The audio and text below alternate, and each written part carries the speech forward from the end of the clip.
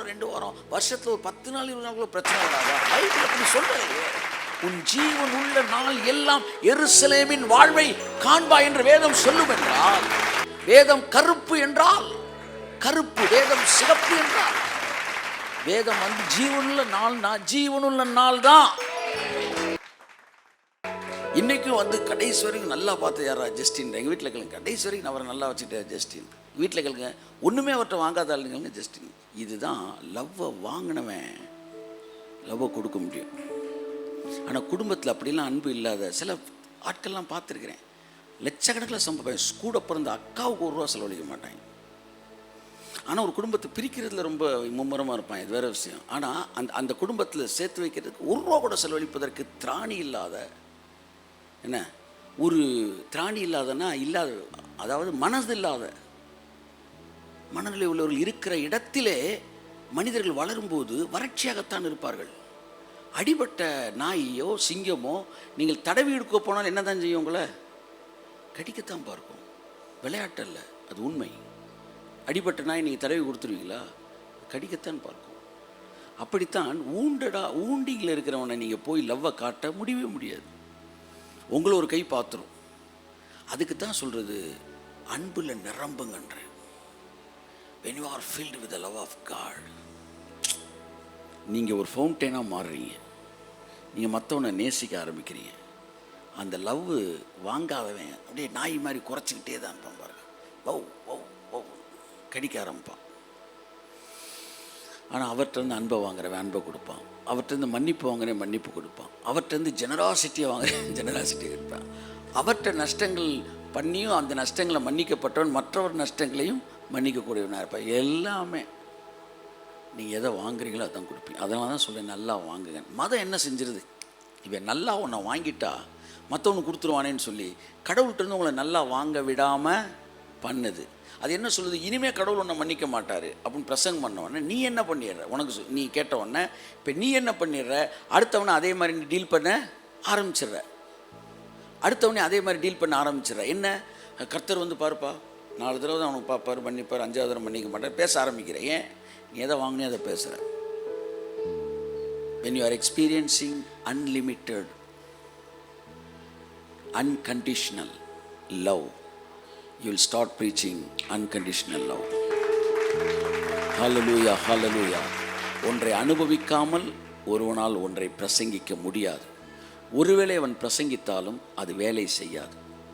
நான் வெங்காயத்தை தின்றுவிட்டு உங்களிடத்தில் பிரியாணி என்று பேசினாலும் என் வாயிலிருந்து என்ன வாசனை தான் வரும்? நான் அன்பே வாங்காமல் கர்த்தருடன் நேசிக்கிறாருன்னா பேசுகிறது பிரியாணி தான், ஆனால் என்ன இருக்காது அதில் வந்து லவ்வோட ஃப்ளேவர், அந்த ஃப்ராக்ரன்ஸ் இருக்காது. அப்போ என்ன செய்யணும்? நான் எதை பேச போகிறேனோ அதை சாப்பிடணும். ஆமாம், சாப்பிட்டீங்களான்னு சாப்பிட்டேன்னு சொல்லக்கூடாது. கையை அப்படியே கொண்டு வந்துடும். அப்படியே பூந்து பாரு. வெள்ளைக்காரை எவனுக்குமே கிடைக்காத பாக்கியம் நமக்கு மட்டும்தான். வெள்ளைக்காரை சாப்பிட்டானா சாப்பிடல அவனுக்கு தெரியாது. ஆனால் நமக்கு வந்து சாப்பிட்ருக்கோண்டா. ஹல்லேலூயா. ஒரு சொல்கிறார், கண்ட இடத்துல கையை வச்சுட்டு அந்த கையை சாப்பிட்றீங்க, கையை கழுவிட்டு தான் சாப்பிட்றோம். ஆனால் அந்த ஸ்பூனை கண்டவே வாய்க்குள்ளே விட்டுருக்கேன், திரும்ப கழுவிக்கல் நீயும் வாய்க்குள்ளே வைக்கிறீங்க. அது இதை விட ரொம்ப எனக்கு மோசமாக தெரியுது. ஸ்பூனில் சாப்பிட்டா ரொம்ப டீசென்ட். இல்லை, எத்தனை பேர் வாய்க்குள்ளே போச்சோ அந்த ஸ்பூனு. ஆனால் இந்த கை எவன் வாய்க்குள்ளேயும் போல. நாங்கள் தான். ஸோ சைக்காலஜி என்ன சொல்லுதுன்னா, பிள்ளைகளுக்கு நீங்கள் ஸ்பூனில் சோறு ஊட்டுறதை விட கையில் ஊட்டும்போது, ஏன் இந்தியன் வந்து பிள்ளைகள் வந்து ரொம்ப பாசமாக இருக்குது பெற்றோர்கள்ட்ட அப்படின்னா, அவங்க கையில் ஊற்றுவாங்களாம். அப்போ அந்த கையிலேருந்து வரும்போது அந்த பாசம் அதில் வரும். அந்த ஸ்கின்னு, அந்த ஃப்ளெஷ்ஷு அவனை தொடும். ஸ்பூனில் ஊட்டும்போது அவன் ஸ்டெயின்லெஸ் ஸ்டீலாகவே வளர்ந்துடுறான், ஸ்டீல் மாதிரி. ஸோ லவ் வந்து கிறிஸ்தவ வாழ்க்கையில் ரொம்ப முக்கியம். ரிலீஸிங் லவ்வை சொல்ல, ரிசீவிங் லவ். அதனால தான் நல்லா அனுபவிங்க, கர்த்தருடைய அன்பை அனுபவிங்க, மன்னிப்பு அனுபவிங்க. பாருங்களேன், அந்த மன்னிப்பில் இருக்கிற மன்னிப்பை தான் பேசுவான். இந்த மன்னிப்பில் வளராதவர்களுக்கு மன்னிப்பு கொடுக்க தெரியாது. இல்லை, அன்பில் வளராதவர்களுக்கு அன்பு கொடுக்க தெரியாது. 10 ரூபா கேட்டால் 100 ரூபா நான் வாங்கியிருந்தேன்னு வச்சுக்கோங்களேன், என்கிட்ட 10 ரூபா 100 ரூபான்னு வந்துடுவேன். நான் 10 ரூபா கேட்டால் 5 ரூபா எனக்கு கிடச்சிச்சின்னா, நீ 5 ரூபா கேட்டால் 1 ரூபா தான் நான் தருவேன். ஸோ அதனால் நிறையா வாங்குங்க அவர்கிட்ட, நிறையா அனுபவிங்க அவர்கிட்ட. அப்போ தான் மற்றவனை சிலர் கர்த்தர் என்னை 30 நாள் உபவாசம் பண்ண சொல்லியிருக்காரு, கர்த்தர் என்னை 15 நாள் வயிற்ற காய போட்டு என்னை காய போட்டிருக்காரு அப்படின்னா நீ எப்படி வருவ? நீ கடிச்சு குதிரத்தான் வருவ. நீ அடுத்தவனை பார்க்கும்போது நீ இதை செய்டி, அப்போ தான் நீ உனக்கு அதை தருவார். ஏன் நீ இப்படி அடிவயத்தை பிடிச்சி உருண்டு உருண்டு உருண்டு ஒன்று வாங்கியிருக்க. தேவன் அடிவத்தை பிடிச்சி உருண்டு தான் உனக்கு கொடுப்பேன்னு சொன்னதே இல்லை. கையை தட்டுங்க.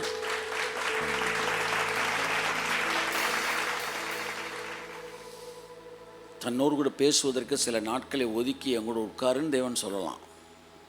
உன் சாப்பாட்டுக்கும் அடிப்படை விடுதலைக்கும் இதுக்கெல்லாம் ஒரு அடிப்படை அறிவு வேணாம். நான் கேட்டிருக்கேன் 1000 தடவை. இந்த மாதிரி என்ன வரும்போது கமலஹாசன் இருக்கார், ரஜினிகாந்த் இருக்கார், அரசியல்வாதிகள் இருக்காங்க, சினிமா நடிகர்கள் இருக்கிறாங்க, இவங்களாம் ஃபாஸ்டிங் போட்டால் இன்றைக்கி பெய் தொந்தரவு இல்லாமல் இருக்கிறாங்க. நான் ஒரு கிறிஸ்தவன், நான் பெய் தொந்தரவு இல்லாமல் இருக்கு, நான் ஃபாஸ்டிங் பண்ணுமா? என்ன எந்த ஒரு நியாயமே அது? அவர்களையும் உங்கள் பரமபிதா போஷிக்கிறார். உனக்கு பைபிளில் இருக்கிறவன்லாம் பார்த்து விசுவாசம் வளரலன்னு வச்சுக்காவேன். பைபிளில் யார் யார் இருக்கா? தாவீது இருக்கார், சாலமோன் இருக்கார், ஆபிரகாம் இருக்கார். இவங்கெல்லாம் பார்க்குற விசுவாசம் வளராது சிலருக்கு. ஏன் தெரியுமா? பிசாசு பக்கத்தில் இருந்துக்கிட்டே இருப்பான். பைபிள் படிக்கும் சொல்லுவான், அவர் ஆபிரகாமியா? அப்படியா? சரி, ஈசாக் ஈசாக்கியா? ஈசாக் அவ்வளோ நல்ல வயது தெரியுமா அவனுக்கு? சாலமோன் அவர் சாலமோன்யா அப்படின்னா எதை படித்தாலும் அவனுக்கு விசுவாசம் வராது. பவுலா? ஐயா பவுலடிகள் ஆடினாய். ஆனால் பவுல் சொல்கிறாரு, என்னைக்கு அவங்களோட நான் பெரியால் நீ நினைக்கிறியோ அன்னைக்கு தானே ஆசீர்வதிக்கப்படுவேன். பவுல் சொல்கிறாரு, மோசையின் ஊழியம் எங்கள் ஊழியத்துக்கு முன்பாக ஒரு ஊழியமே கிடையாது. அதுதான் ஃபெய்த்து, அதுதான் ஃபெய்த்து. சரி, இதெல்லாம் பார்த்தவனுக்கு விசுவாசம் வளரலையா? விட்டுரு. இதெல்லாம் வீட்டு புஷ்பம். காட்டு புஷ்பங்களை கவனித்து பாருங்கள்ன்றார். நீ சொல்கிறீல அவன் பாவி சினிமா நடி, அவனை பாயாச்சு பாரு. அட்லீஸ்ட்டு கழுதன் இதைத்தான் பார்க்கல. ஆமாம், எனக்கு பைபிளை திறந்தா இங்கேருந்து தேவன் பேசுகிறார், டிவியை போட்டால் அங்கேருந்து பேசுகிறார். கைத்தட்டுங்க ஒரு அவருக்கு. அதுதான் ஏன்னு எனக்கு தெரியல. எனக்கு டிவியை திறந்தாலே பைபிள் திறக்குது, சிலருக்கு பைபிளை திறந்தாலே டிவி திறக்குது. அது ஓந்தப்பு. அந்த ஓந்தப்பில் இருந்துட்டு ஒன்றை மாதிரியே மைண்ட் செட்டில் நானும் இருக்கேன். நீ தயவுசெய்து நினைக்காத. இங்கே திறந்தா வீட்டு புஷ்பத்துலேருந்து கர்த்தர் என்கிட்ட பேசுகிறார், அங்கே திறந்தால் காட்டு புஷ்பத்துலேருந்து கர்த்தர் என்கிட்ட பேசுகிறார். அவங்கள பார்த்தோன்னு விசுவாசம் இன்னும் எகுறுது. ஓ, இவர்கள் காட்டு புஷ்பம் கவனித்து பாருங்கள், அவைகள் ஒன்றுமே பண்ணுறது, அவைகளையும் உங்கள் பரமபிதா போஷிக்கிறார், அவைகளை பார்க்கலும் நான் விசேஷித்தவன்.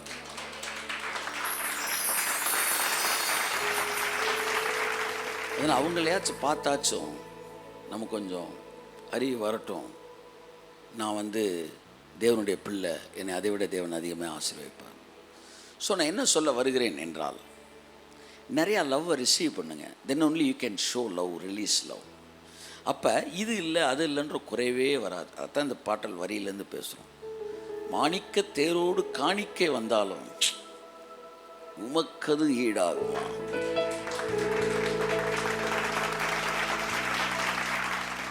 ஐ லவ் மை சப்போர்ட்டர்ஸ். இந்த ஊழியத்துக்கு உதவுற ஒவ்வொருத்தரையும் ஐ ஆனர் மை பார்ட்னர்ஸ். ஆனால் சில நேரம் சில விஷயங்களில் நான் என்னடா இப்படி சிலர் இப்படி நான் நினைக்கும்போது அவர் மெதுவாக என்கிட்ட பேசுவார். அவர்கள் யார்? நீ யார்? அவர்களை உனக்கு கொடுத்தது யார்? நான் தான் அவங்கள கொடுத்துருக்கேன்னா அவங்கள மாதிரி இன்னும் 1000 பேரை என்னால் உனக்கு கொடுக்க முடியும். எலியாவை சாரிபாத்துக்கு போவதற்கு முன்பாகவே அவனை போஷிக்கக்கூடிய ஆளை ரெடி பண்ணி வச்சாராம். உனக்காக உன்னை போஷிக்க ஒரு விதவைக்கு நான் ஏற்கனவே கட்டளையிட்டேன். அதனால் இவங்க எல்லாரையும் நீ நேசிக்கணும், ஆனால் என்னை மட்டும்தான் நீ நம்பணும். சொல்லுங்கள், எல்லாரையும் நான் சத்தமாக சொல்லுங்கள், நான் நேசிக்கணும், இயேசுநாதரை மட்டும்தான் நான் நம்பணும். சந்தர பலபதிர மனமதுர மனமனமனமனம்.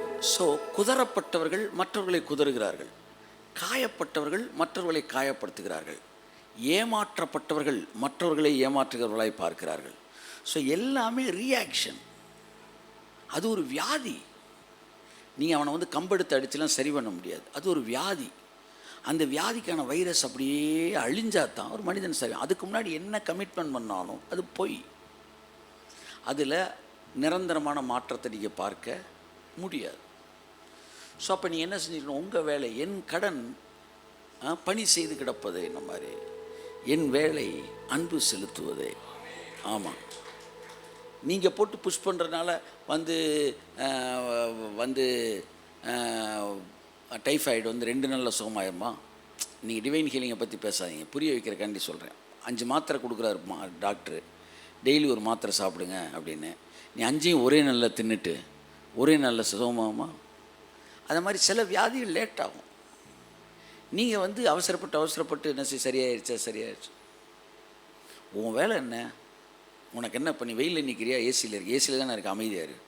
என் அன்பில் தானே இருக்குது. ஆமாம், அப்போ அமைதியாக இருக்குது, கையை தட்டு. நான் சொல்கிற புரியுதா உங்களுக்கு? அப்போ தேவ அன்பில் இருக்கிறவனுக்கு 6 நாள் இல்லை 6 மாதம் ஆனாலும் அவனுக்கு லேட்டே தெரியாது. ஏன்னா அவன் வந்து ஏசி கோச்சிலான்னு இருக்கிறான். அதனால் எல்லாம் கரெக்டாக சார் எட்டி பார்ப்ப கரெக்டாக வந்து சேஃபாக பேலையில் இருக்கலாம். எட்டி பார்க்குறேன், தண்ணி வத்தலை, சரி வத்தலை, இன்னும் கொஞ்சம் நாள் வெயிட் பண்ணுவோன்றான். ஸோ அந்த அன்புலே நீங்கள் இருக்கணும். யாரையும் நீங்கள் கடிந்து கொள்ள வேண்டாம், யாரையும் மாம்சத்தில் டீல் பண்ண வேண்டாம், யாரையும் கரெக்ட் பண்ணணும். அது தேவன் செய்வார். அப்போ இந்த அன்புலேயே வளர்கிறவர்கள் உங்களை தாக்குகிறவர்களையும் நல்லா கவனிங்க, நீங்கள் வந்து நேசிக்க ஆரம்பிக்கிறீர்கள். ஆனால் குடும்பத்தினரால் கூட ஒதுக்கப்பட்டவர்கள், உதவி இல்லாமல் ஒரு குடும்பத்தில் 4 பேர் இருப்பாங்க, 4 பேர் தனித்தனியாக சம்பாதிச்சு 4 பேர் நின்றுக்கிட்டு இருப்பான் பாருங்கள். என்ன கொடுமை பாருங்கள். அது இருக்கிறதுல ஒரு மோசமான விஷயம். தேவன் அப்படி ஒரு செட்டப்பே ஃபார்ம் பண்ணணும். ஒரு வீட்டில் ஒருத்தன் வந்து ஐடியில் வேலை வைப்பான், அந்த அம்மா என்ன செய்யும்? அதுவே சம்பாதிச்சு அதுவே தின்னுட்டு அது பேர்லேயே பேங்க்கில் போட்டு அது பேர்லேயே இன்சூரன்ஸை போடு, அதை போடு, இதை போடு, செத்தா பெட்டிக்கு வரைக்கும் வந்து என்ன செஞ்சிடும்? வெட்டி 40ஆவது நாளில் பால் வைக்கிறதுக்கும் ஒருத்தன்ட்ட காசை கொடுத்து மறந்துடான், பாலுக்கு வச்சிடறான். அப்போ சாகும்போது நானே பெட்டியை முடிக்கிறேன், நீ பார்த்துக்க, எல்லாத்தையும் அதுக்கே காசு செலவழிக்கும். இன்னொரு ஆள் பார்த்தா அது வந்து பென்ஷன் வாங்கி சாப்பிட்டுட்டு அவங்க அப்படி உட்காந்துருப்பாங்க. இதில் ஒருத்தன் வேலை இல்லாமல் தான் அவன்கிட்ட காசு இல்லாமல் இருப்பான். அவனு என்ன செய்வான்? வேறு வழி இல்லை, இவங்க நம்ப முடியாது. அப்போ இவங்க எதுக்கு? 3 பேர் தனித்தனியாக வீடு எடுத்தால் காசு செலவாகும். அதில் 3 பேர் ஒரே வீடு எடுத்துட்டா வாடகை குறைவாக இருக்குது. அதுக்கு தான் இருக்கிறாங்களே ஒழிய they don't have any love. லவ்வெல்லாம் வந்து நீ அனுபவிச்சிருந்தீன்னா நீ காட்டியிருப்ப. நீ அனுபவிக்கலை, அதனால் உனக்கு காட்ட தெரியாது. So we have to. நான் உங்களுக்கு ஒரு ரகசியத்தை சொல்கிறேன்.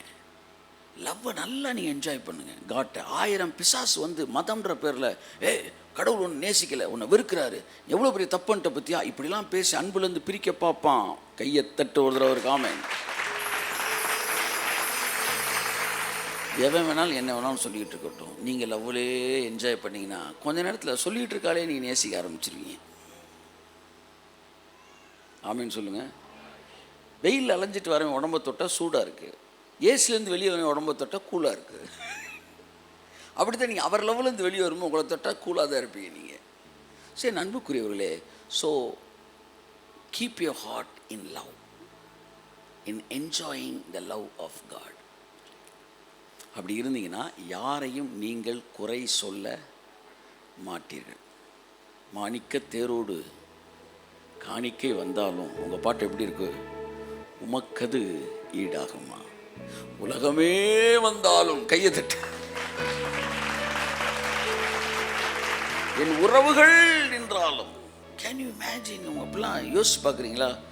உறவுகள்னால் எங்கே? உங்கள் மனைவி, உங்கள் பிள்ளை, உங்கள் அம்மா, அப்பா, அக்கா எல்லாரும் ஒரு பக்கம் நின்னாலும் இவங்க எல்லாரையும் விட உங்களை அவர் நல்லா ரொம்ப நேசிக்கிறாருன்னு உங்களால் வாயில் சொல்ல முடியும். இது சொல்லுமா? உண்மையிலே இவங்க எல்லாரையும் விட உங்களை நேசிக்கிறேன்னு சொல்ல முடியுமா?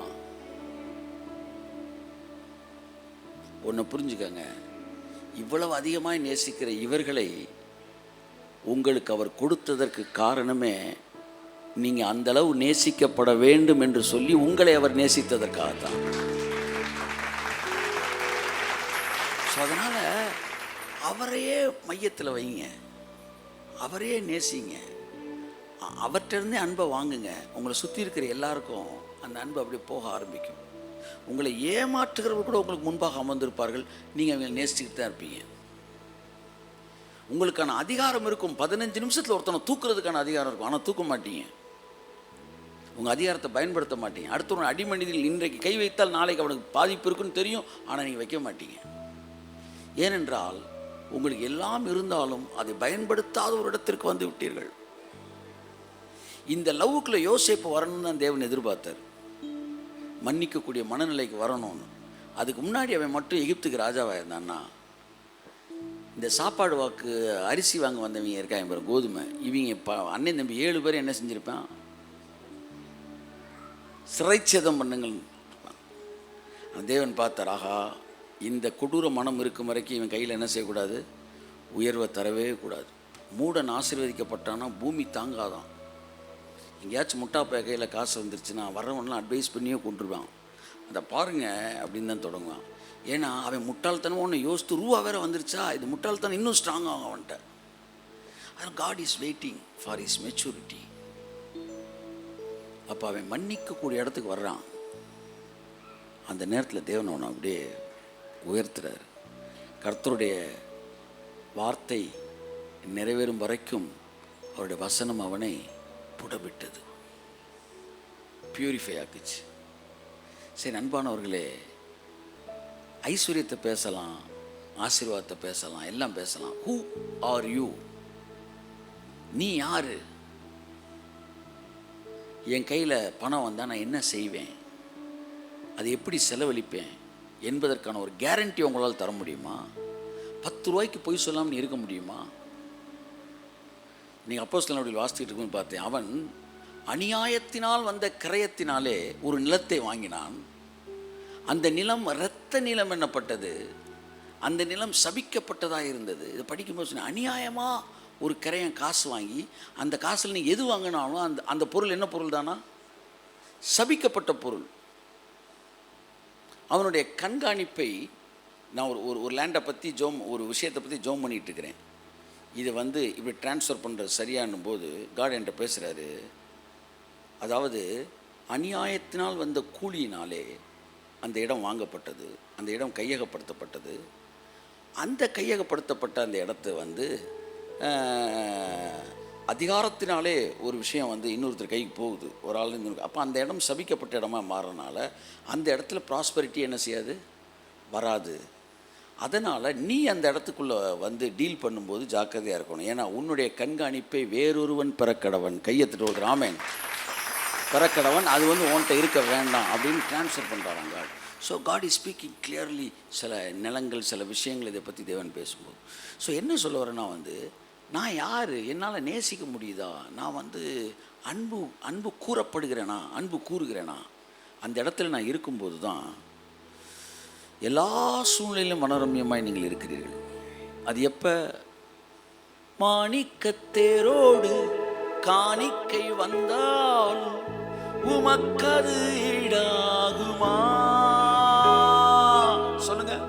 மாணிக்கத்தேரோடு உமக்கது ஈடாகுமா? உலகமே வந்தாலும் உறவுகள் நின்றாலும் உணர்ந்து சொல்லுவோம். கரங்களை தட்டி ஆமென். ஒரே ஒரு ஸ்டாண்ட்ஸ் மாறிட்டு உள்ள நம்ம கடந்து சொல்லுவோம். பாருங்க, அதாவது நீங்கள் கடவுளோடு இணைக்கப்பட்டீங்கன்னா எங்கே தொட்டாலும் ட்ராக் கொண்டு வருவார் உங்களை. எங்கே நீங்கள் தொட்டாலும் உங்களை கொண்டு போய் ட்ராக்கில் கொண்டு ஒரு சூப்பரான மேட்ரை உங்களுக்கு சொல்லிக் கொடுத்து உங்கள் லைஃப்பை ட்ரான்ஸ்ஃபார்ம் பண்ணிட்டு போயிடுவார். நீ சூப்பரான மேட்ரு என்னென்னா, அன்பு கூறப்படாதவர்கள் அன்பு கூறுவதில்லை, நம்பப்படாதவர்கள் நம்புவதில்லை, மன்னிக்கப்படாதவர்கள் மன்னிப்பதில்லை. ஸோ இது எல்லாம் முதலாவது உங்களுக்குள்ளே நடக்கணும். அப்போ தான் வெளியே நடக்கும். நிறைய பேரால் மற்றவர்கள் நேசிக்க முடியாது. அவங்க தேவனால் நேசிக்கப்படலை. இன்றைக்கி முடிவெடுங்க, நான் தேவனால் நேசிக்கப்படுவேன். கையை தட்டி கையை தட்டி கையை தட்டி கையை. ஒரே ஒரு ஸ்டான்ஸாக பாடுவோமா? மாணிக்கத்தேரோடு காணிக்கை வந்தால் உமக்கது ஈடாகுமா?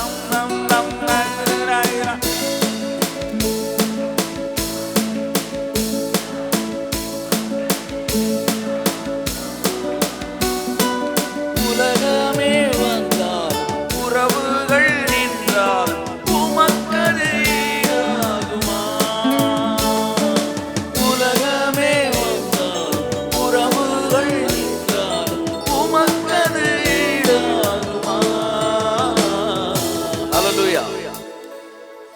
பொறுத்தவரை இந்த உலக அன்பை மட்டமாக பேசுகிறால எனக்கு பிடிக்காது. என்ன சார் இவ்வளோ நேரம் சொன்னீங்க, அவர் அன்பு தான் முக்கியம்னு. அவர் அன்பு தான் முக்கியம். ஆனால் உலக அன்பை எனக்கு கொடுத்ததே அவர் தான். அதனால் அவர் கொடுத்த எல்லாம் நிச்சயம் வேல்யூவாக இருக்கும். இப்போ என்ன சொல்கிறேன், 2 விதமான கடவுள்கிட்ட நெருங்குற குரூப் இருக்குது. ஒன்று உலகமெல்லாம் மாயை ஐயா அப்படின்றேன். இது ஃபுல்லாக வாங்கப்பட்டு வந்திருக்கிற குரூப்பு. இது அவன்கிட்ட ஏதோ கொடுக்கல் வாங்கல் பஞ்சாயத்து நடந்திருக்கு, உலகமெல்லாம் மாயையா. அவனுக்கு அடித்தடி ஏதோ குடிமிப்பிடி சண்டை வந்திருக்கு, கடைசியில் உலகமெல்லாம் மாயா. இது ஏதோ ஒரு காலத்தில் ஊர் சுற்றிட்டு கடைசியில் அவன் கழட்டி விட்டு போயிட்டான உலகம் அப்படி வர. நீ இது அடிபட்டு வருது, பரவாயில்ல நீ வான்னு சேர்த்துக்கிறார். நம்மால் எல்லாரையும் சேர்த்துக்கிறார். ஸோ இது எல்லாம் வறட்சியிலிருந்து அன்பை கற்றுக்கொள்வது. ஆனால் தேவன் எப்போ பெரியவராக இருக்கார் தெரியுமா? பசிக்கான பழைய சூழல் அவர். சாப்பிட்டவனே திருப்தியாக இருக்கிறவன் கூட, திருப்தியாக இருக்கிறவன் நாக்கிலும் எச்சூற வைக்கக்கூடிய அவர் தேன் குழல் அவர். அப்போ தேவன் எப்போ ரொம்ப பெரியவராக இருக்கார் தெரியுமா? உலகத்தை மாயையாக பார்த்துட்டு அவரை பார்க்குறீங்க பாருங்கள், வனாந்தரமாக இருந்துட்டு அவர் அன்பை பார்க்குறீங்களே, அது செகண்ட் கிளாஸ் லவ். ஆனால் ஃபஸ்ட் கிளாஸ் தெரியுமா? எல்லாருமே சூப்பர் ஆண்டவரே, கொஞ்சம் கூட குறைவே இல்லை. ஆனால் நீங்கள் சூப்பராக. அதனால தான் ஒரு பிச்சைக்காரன் கடவுள்கிட்ட நெருங்கும் போது அது பெரிய விஷயமே கிடையாது. ஆனால் ஒரு ராஜா தாவீது